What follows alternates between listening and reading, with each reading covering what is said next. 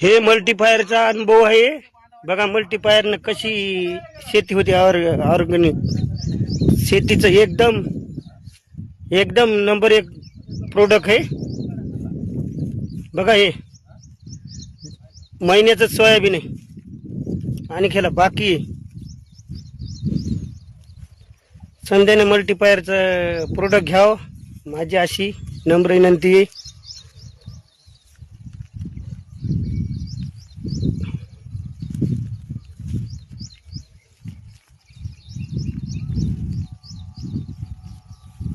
Number 1 result आहे बघा.